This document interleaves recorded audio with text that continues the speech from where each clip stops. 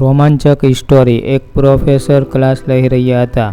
વર્ગના તમામ વિદ્યાર્થીઓ તેમનું પ્રવચન રસપૂર્વક સાંભળતા હતા. તેમના દ્વારા પૂછવામાં આવેલા પ્રશ્નોના જવાબ આપી રહ્યા હતા. પણ એ વિદ્યાર્થીઓમાં વર્ગમાં એક એવો વિદ્યાર્થી હતો જે ચૂપચાપ બેઠો હતો.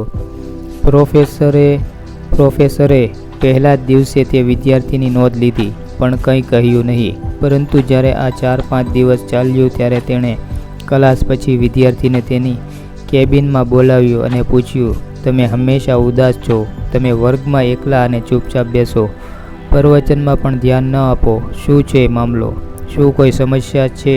સર, તે વિદ્યાર્થીએ અચકાતા કહ્યું, મારા ભૂતકાળમાં કંઈક એવું બન્યું છે જેના કારણે હું પરેશાન છું. શું કરવું તે સમજાતું નથી. પ્રોફેસર એક સારા વ્યક્તિ હતા. તેણે તે વિદ્યાર્થીને સાંજે તેના ઘરે બોલાવ્યો. સાંજે જ્યારે વિદ્યાર્થી પ્રોફેસરના ઘરે પહોંચ્યો ત્યારે પ્રોફેસરે તેને અંદર બોલાવીને બેસાડ્યો હતો. પછી પોતે રસોડામાં જઈને શિકંજી બનાવવા લાગ્યા. તેણે જાણી જોઈને શિકંજીમાં વધુ મીઠું નાખ્યું. પછી રસોડામાંથી બહાર આવીને શિકંજીનો ગ્લાસ વિદ્યાર્થીને આપતા કહ્યું, લે શિકંજી પી લે. વિદ્યાર્થીએ હાથમાં ગ્લાસની ચૂસકી લેતાની સાથે જ વધુ પડતા મીઠાના સ્વાદને લીધે તેનું મોં વિચિત્ર બની ગયું. આ જોઈને પ્રોફેસરે પૂછ્યું, શું થયું? શિકંજી ન ગમ્યો? ના સાહેબ, એવું નથી. શિકંજીમાં થોડું વધારે મીઠું છે. વિદ્યાર્થી બોલ્યો, અરે હવે તે નકામું છે. મને ગ્લાસ લાવો, હું ફેંકી દઈશ. પ્રોફેસરે વિદ્યાર્થી પાસેથી ગ્લાસ લેવા હાથ લંબાવ્યો, પરંતુ વિદ્યાર્થીએ ના પાડી અને કહ્યું, ના સાહેબ, માત્ર મીઠું ખૂબ છે.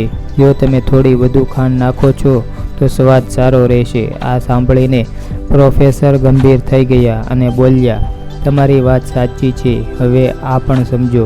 આ તમારું જીવન છે. આ છે તમારું જીવન છે. તેમાં વધુ મીઠું ઓગળવું એ તમારા ભૂતકાળના ખરાબ અનુભવો છે. જે મીઠું વાટકીમાંથી બહાર કાઢી શકાતું નથી, તેવી જ રીતે તે ખરાબ અનુભવોને પણ જીવનમાંથી અલગ કરી શકાતા નથી.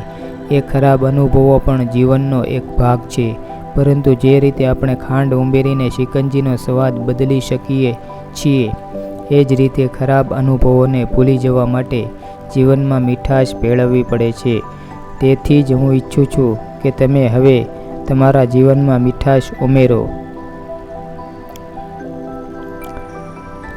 વિદ્યાર્થીએ પ્રોફેસરની વાત સમજી લીધી અને નક્કી કર્યું કે હવે તે ભૂતકાળથી પરેશાન નહીં થાય.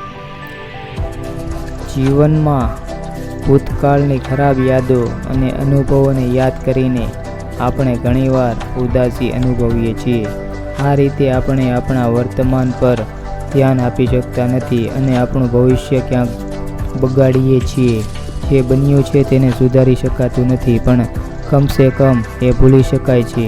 અને એમને ભૂલી જવા માટે આપણે આજે નવી મીઠી યાદો બનાવવી પડશે. જીવનમાં મધુર અને ખુશીની ક્ષણો લાવો, તો જ જીવનમાં મધુરતા આવશે.